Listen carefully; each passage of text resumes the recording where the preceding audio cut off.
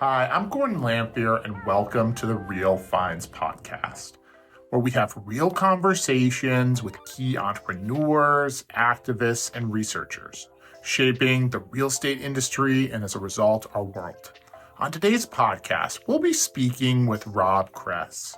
Rob is founder and CEO of Waypost Advisors, who specializes in mid-market supply chain strategy. On the podcast, we take a deep dive into the US-China trade war. Our conversation explores the challenges and opportunities for mid-market businesses in today's difficult environment, and how the trade war could impact the US industrial sector and US industrial real estate. If you're interested in industrial real estate and supply chain strategy, today's podcast is well worth a listen.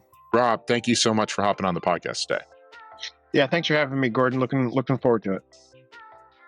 So, what got you into the whole space of logistics, supply chains, and kind of understanding how trade moves? So I spent most of my career working at very large international corporations, running businesses. Had supply chain reporting up into me, and one thing I kept seeing over and over throughout my career when we would work with smaller and call it mid-sized companies is they just lacked the resources and expertise that the very large companies had around their supply chain.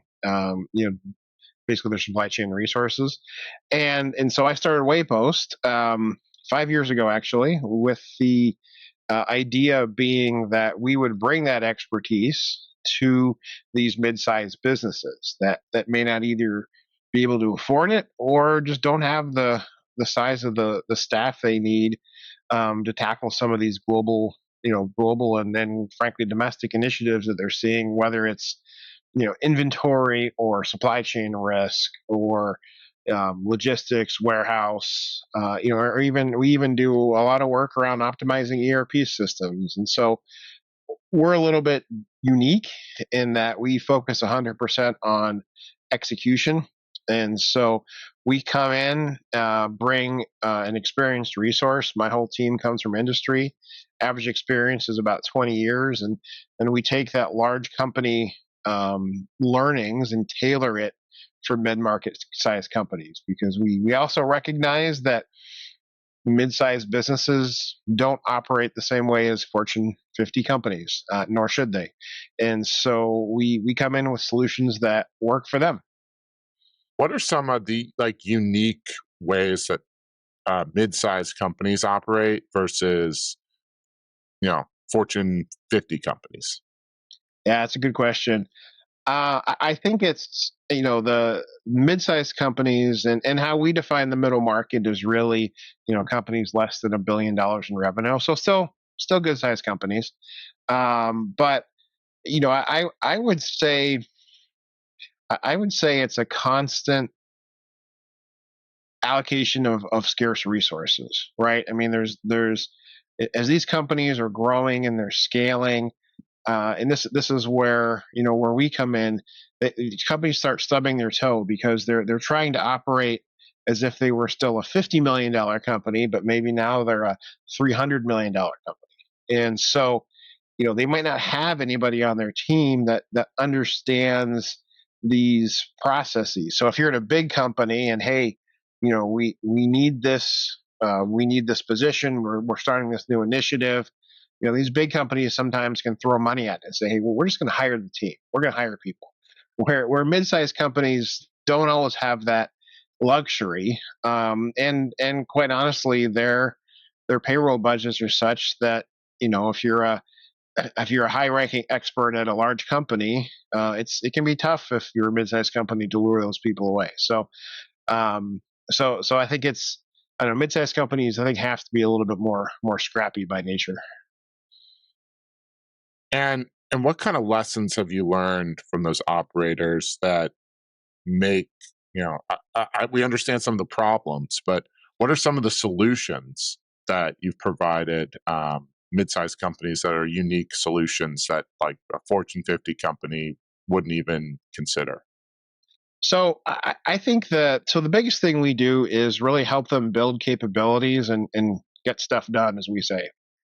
So a company might have call it an opportunity with let's just say inventory, right? They have too much inventory, maybe not enough of the right inventory. They're experiencing customer backlogs. Or we hear this a lot. My procurement team is just placing orders. They're not strategic. And so what we do is we not only come in and solve that problem that they're feeling for that pain point, but we help build capabilities internally so then they can go on and do it themselves. And so we're very cognizant of the fact that these companies don't want a third party in there forever. They want to be able to do it themselves and grow. And a lot of it is they haven't seen it before. And so whereas a large company again might hire a new head of supply chain to come in and drive organizational change from a strategic level. We're very much on the boots on the ground level in driving that change from the bottom up, because again these mid-sized companies don't need they don't need someone to come in and be a delegator. They need someone to come in and be a doer and help them figure out how to do it better. So, when you're talking about strategizing, one of the big things we'd like to focus on today is the strategy of de risking supply chains. And so, I'm curious, what are the key strategies that a middle market company can take to look at diversifying their supplier base and kind of mitigating some of those long term risks? Yeah, I um it's interesting right now. I would say in today's environment, there's not necessarily a silver bullet, but there are plenty of best practices that we're advising folks on. And so, and the reason I say there's no silver bullet is so say let's just take the example of you have a let's just say all of your supply comes out of China, right? And you're very concerned from either a cost perspective or a geopolitical risk perspective, which are all very very valid. Um, we are advising clients and working with clients to help them find alternative sources outside of China. I mean, the reality is for some industries, it's just not feasible to have 100% U.S. production. Um, Textile, a lot of packaging. I mean, the list goes on and on. But all that being said, it comes down to kind of some basics, right? Are you sole sourced on your key raw materials? Do you have internal metrics in place to track your inventory? Like for example, uh, so we have a lot of companies with what their PSYOP, or it's basically a planning process, right? Are you buying enough but not too much? And we see a lot of companies who don't really have a solid inventory and sales planning strategy. And so what that really results in is yeah, everything you bring in, you pay a tariff on today. And it's about how do you mitigate those internal costs to offset some of these increasing costs, so you kind of get your house in order, so to speak.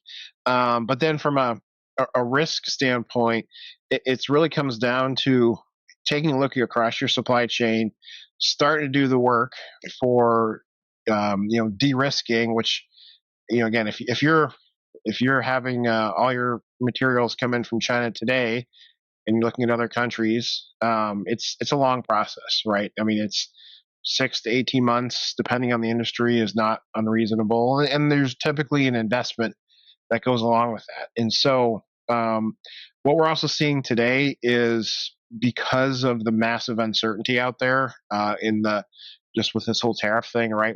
What's going to happen? A lot of companies are doing nothing.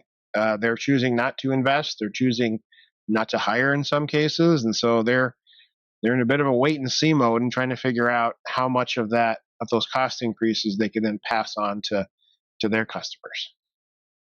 So, when we talk about what companies are doing besides the wait and see mode, which I'm seeing a lot of there's a lot of our clients that uh, they're not buying, they're not selling, they're not leasing, they're not doing anything. They're just waiting to see. And in terms of that, one of the things that I think for those companies that are taking action, are there ways that they can balance some of that resiliency with efficiency, or is it a one or the other kind of option? No, no, no. I think there's I would say especially in the middle market where we focus and we focus primarily in manufacturing and distribution. So you kind of need a supply chain for us to be much value to you. Um, but what we're seeing is now a really big push on improving operational efficiency. So the recognition that it doesn't so today it doesn't matter where you're getting your product from. If you're getting it from, I mean, even inside the US, costs have gone up. That's just period. And so the question is how do we mitigate those costs by operational improvements, right? So how do we get better internally?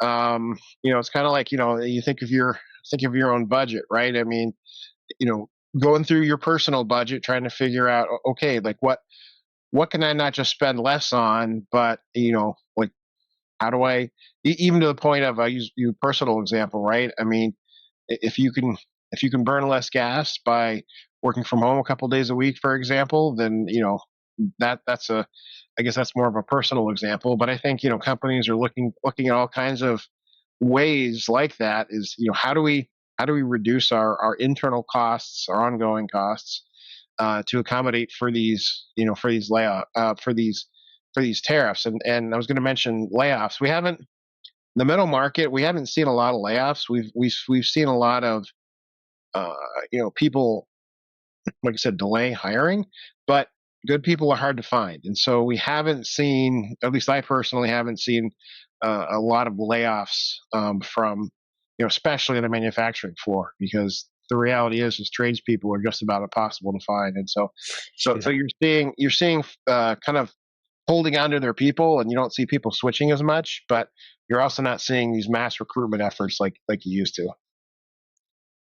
Do you have any good case studies of where you've kind of applied some of these rules to businesses to de-risk? I know we've been talking in generalities, but even if you don't name companies directly, are there any specific examples you could give of an effective de-risking policy? Yes. So a couple examples.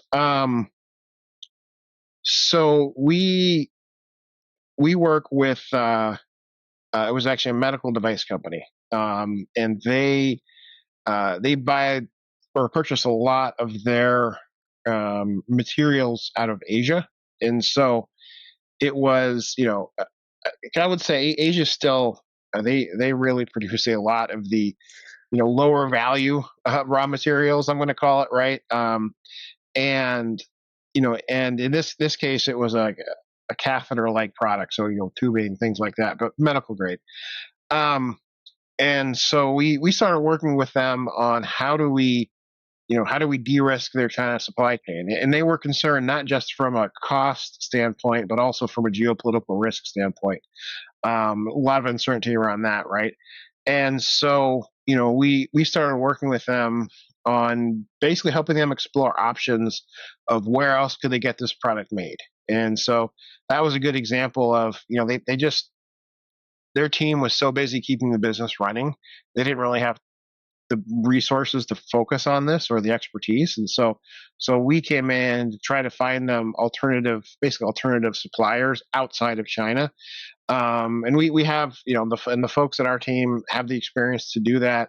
But I think the challenging or one of the challenges is, and I think everybody who's tried this has seen this, the reality is China is inexpensive compared to the rest of the world.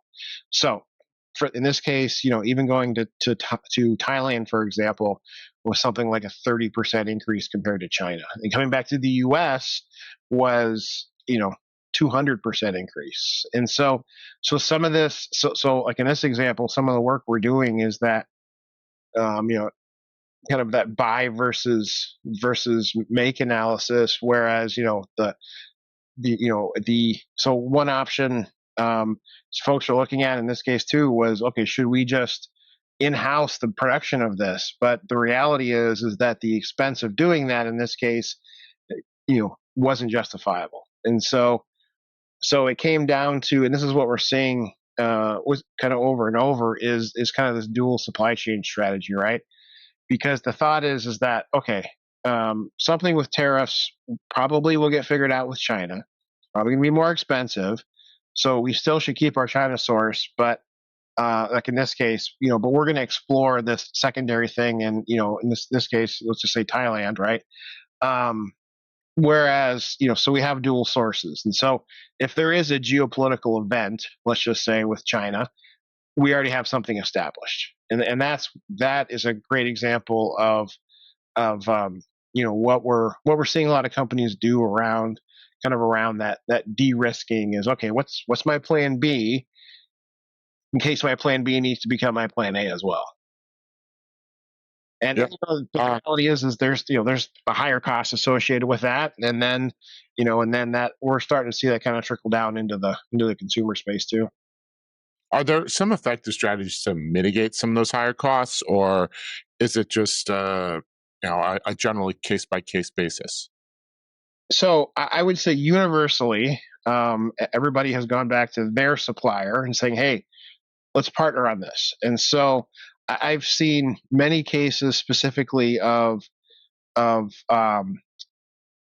of suppliers saying, "Okay, we're gonna forego this price increase. We're gonna work with you. We're gonna kind of share the cost on some of this." But the reality is, in every situation with the level of the current tariffs, is it's just more expensive, and so there is, as far not a scenario that we're seeing where you're going to completely mitigate cost increases because let's just say even if okay, so going to Thailand's 30% increase, but if a tariff out of China ends up being, I don't know what it's going to be, 50%, it's still Yeah. right, it's still maybe a better option going to Thailand. Yeah. But but I think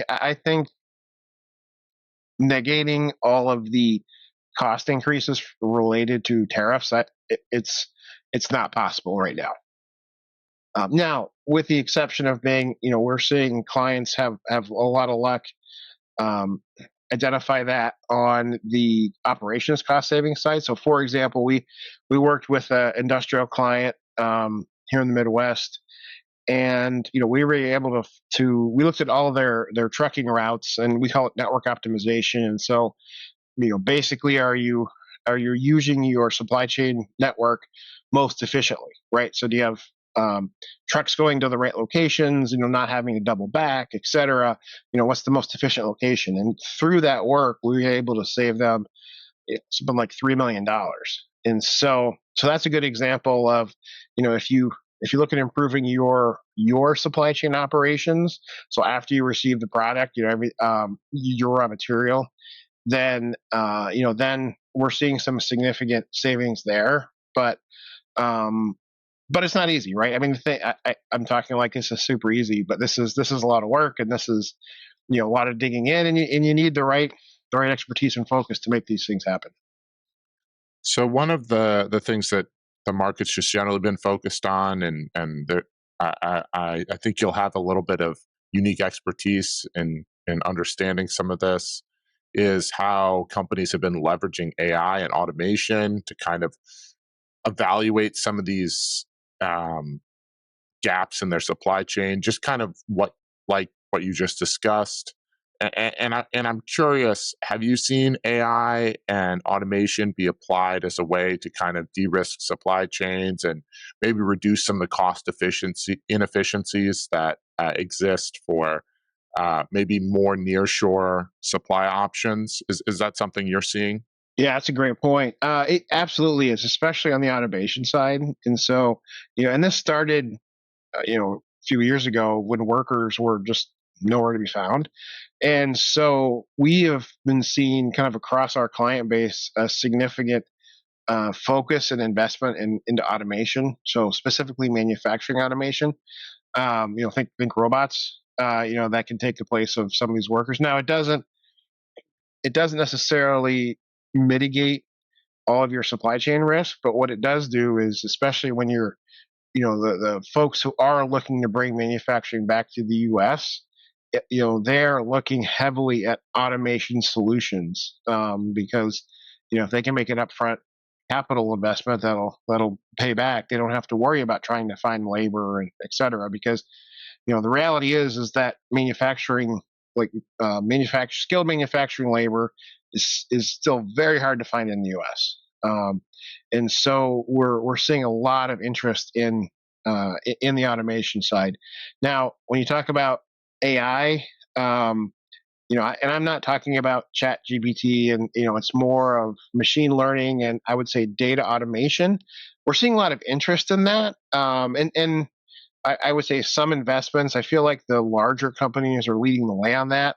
The challenge that a lot of middle market companies face is the quality of their data just isn't up to snuff quite yet.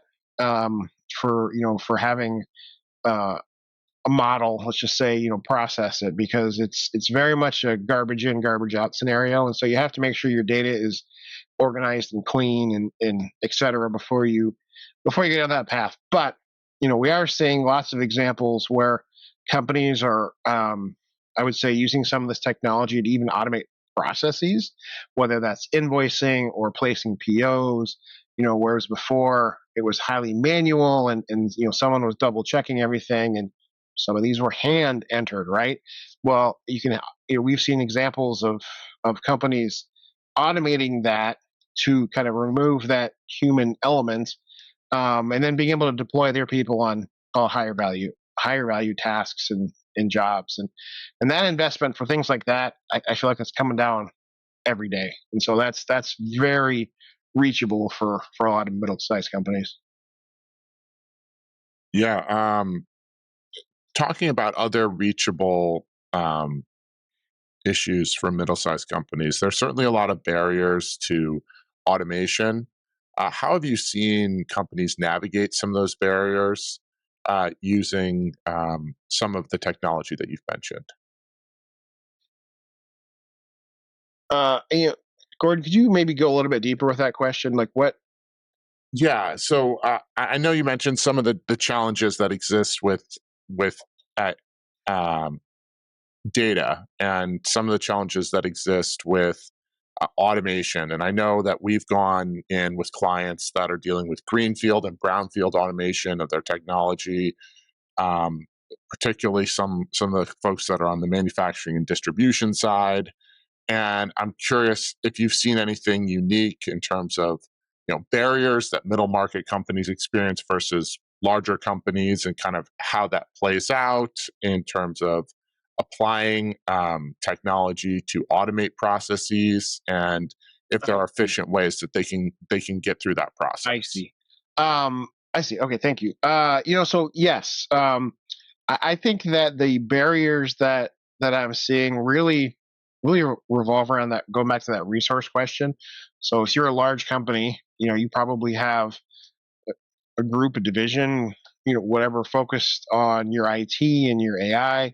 Whereas, if you're a mid-sized company, you're probably not hiring AI strategists, right? And so a lot of these things are I find kind of homegrown in some ways. Not everything, right? Now the good news is there's, I would say, a lot of companies starting up out there to help these mid-sized companies figure out their way. Almost be kind of bring some of that strategy and problem solving to the table.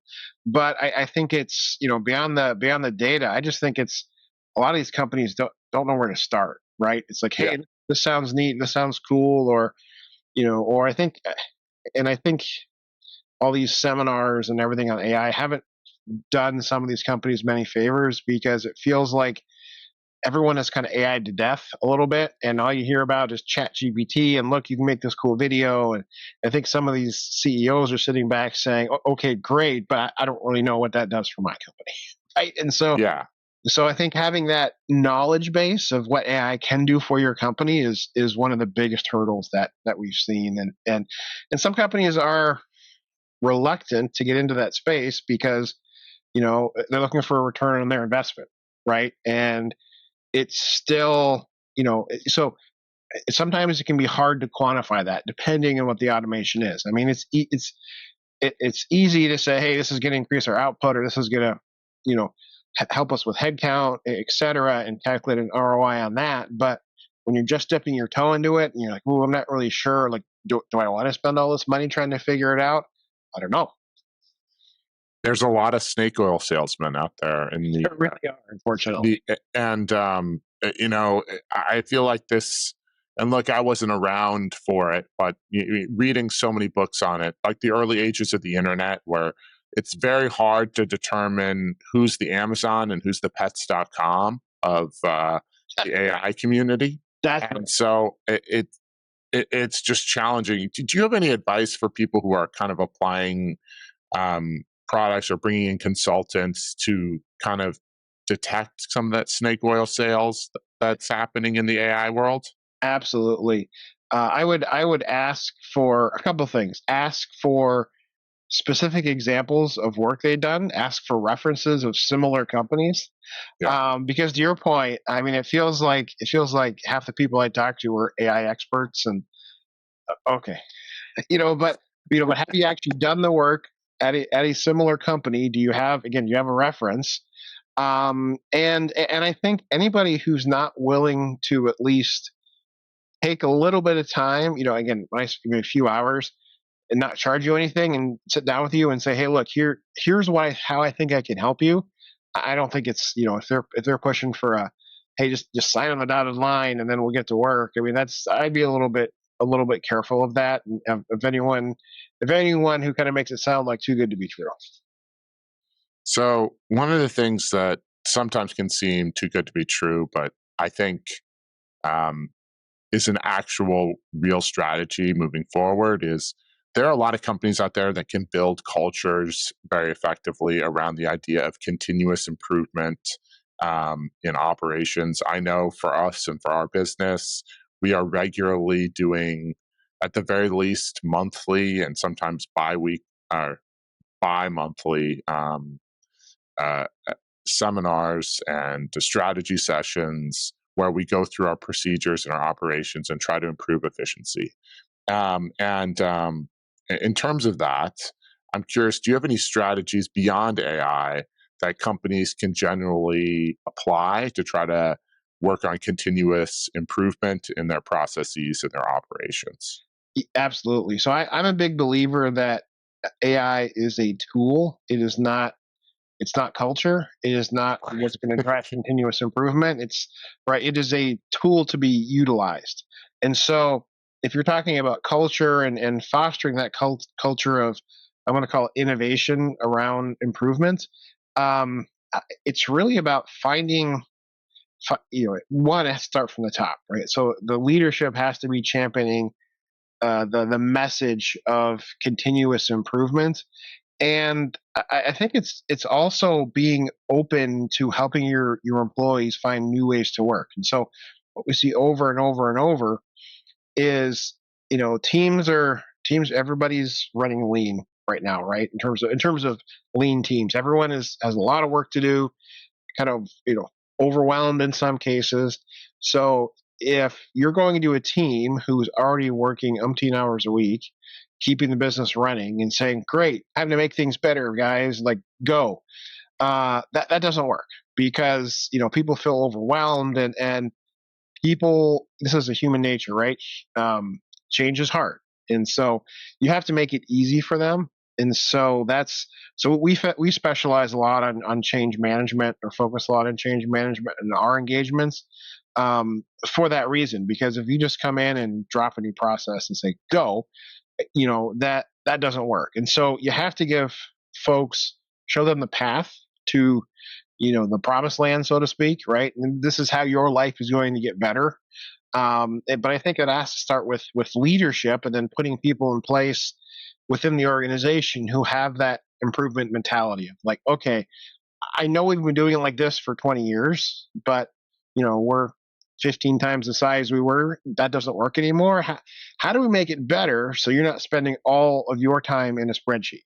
And so, I think it's that mentality. But going back to my earlier point, you may or may not be surprised by how many people who are just, I mean, they're just working so hard, and they're trying really hard too, but they are so busy because they're stuck in these kind of old ways of doing things that they just don't have I would say the bandwidth to try to think of anything new. And so you have to kind of take that pressure off a little bit.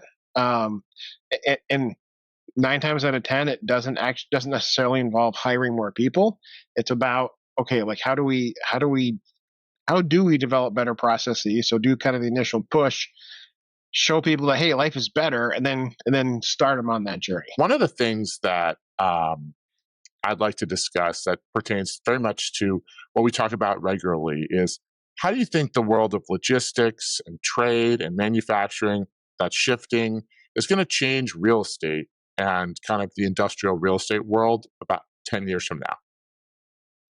Good question. So I don't believe that you're going to see every manufacturer come back to the U.S. I think you're going to see well, we are seeing definitely a bigger interest and more of a push with the tariffs in place. But the reality is it's a global economy, um, and so I think that real estate from a couple perspectives. I think I do think you're going to continue to see investment in the U.S. And so things like industrial space and et cetera. I just think you're going to see more of these things built. I think depending on who's in the next administration, what their policies are. I mean, pre current administration, there was a massive build out in Mexico because that was one of the main de-risking strategies companies were taking, to de-risk from China, because you didn't have the call it the ocean freight risk. And Mexico's right there, and it was still a much lower cost base than compared to the U.S. And so I would expect that to come back again, depending on what future policies entail. But I also think that more and more you're going to see more pressure for folks to return to the office. Um, and this is not a personal opinion. This is what we're seeing from our clients and hearing from others is, I think as more and more people are expected to come back to the office, and so I think from a real estate perspective, you're gonna see that materialize more and more, especially especially as companies look to invest in new facilities and build their new office next to their new manufacturing plant. And so I think you're gonna I think on the commercial real estate side, this is coming from a non-real estate guy, but I think you're going to see more of an increase, and I think companies, we're even seeing it now. They're getting I would say everybody's really knowledgeable about tariffs right now, and where to build their next facility, and things like incentives are really important, state by state. And so I think you're also gonna see companies more willing to build other places across the U.S. to take advantage of some of those nuances. So, one of the nuances that we always like to talk about is kind of the nuanced perspective that every human being has, and we have a lot of younger listeners, and we'd be curious on your perspective on, if you could travel back to the start of your career, what little tidbit of advice would you give a young Rob? So you're saying I'm old. Well, I'm old. I'm old too, compared to some of our listeners. Which I am. So I would say I would say a couple things. You know, be willing to learn, like raise your hand and recognize that, especially for me coming out of college, right? You think you know everything. The reality is you know nothing. And so be willing to learn, raise your hand, ask questions, and probably the biggest piece of advice is listen more than you talk. Like that's the whole point of this podcast, is asking questions and listening to expert advice. So we truly appreciate that.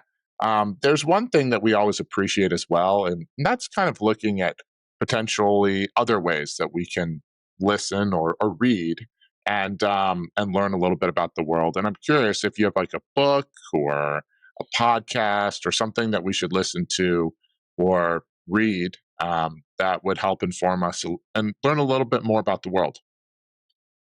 So one book, and I think this has been very valuable to me, and I tell everybody, I recommend this book to everybody. It's Chris Voss's book called Never Split the Difference. Yes, it's a great one. Yeah, it's and it's really at face value, yeah, it's a negotiating book, but if you go deeper, it's really about that, developing your empathy, which I think can serve a lot of folks well in life. And so just taking a moment to step back and try to take the emotion out of situations and think about it from the other person's perspective has been invaluable for me. Yeah, I look. That's a book that we've had recommended before, and there's a reason for it. I mean, it's an excellent book on understanding the perspectives of others and kind of understanding how that plays out in the world of business. There's one thing in the world of business, though, that we won't let you get out of in this interview, and that's um, to understand who the next person that's influencing the world of trade and logistics and manufacturing that we should have on the podcast. It's the whole reason for the podcast. And we always find that the men and women in the arena tend to know the next best person to bring on. So, who's that next person that we should ask to hop on the podcast? So, um, I have a great name for you. It's in fairness, they may be a competitor of yours. I don't know, but his name's Corey. He's with a company here in the Twin Cities called Brookshire. And the reason I bring it up is what they're doing is really neat in that they have this I call it a series, but they go highlight these, call it very rural communities, because the intention is to help build community, to get manufacturers and distributors to build facilities, bring jobs to these areas. But they actually go out and almost do kind of like a documentary in some of these areas. And I would say the focus they have on kind of rural America and trying to help rural America is really neat. And I'm happy to make an introduction if it's useful. Look, I would love that. In our business, we're all about making friends, and there's really no one who we would say is truly, a competitor. So we're always happy to bring on other brokers, and we've done that from other shops in the past. So in terms of that, there's one last and final question that we'd love to ask you. It's going to be a little easier. It's just, what's the best way to get in contact with you if somebody listened to this podcast and wants to reach out? Oh, I appreciate it. Feel free to visit us at waypostadvisors.com. It's WAYPOST advisors with an I.com. And yeah, happy to have a conversation if anybody wants to reach out. Rob, thank you so very much for hopping on today, and we'd love to have you on in the future. Thanks again to Rob. We appreciate his insights. If you enjoyed the podcast, please give us a like, a 5-star rating, and a review. Your comments, interactions, and subscriptions truly matter and help us to continue to get quality guests. You can find us on YouTube, Spotify, or wherever you get your podcasts. I'm Gordon Lamphere, the Real Finance Podcast. Thank you for listening.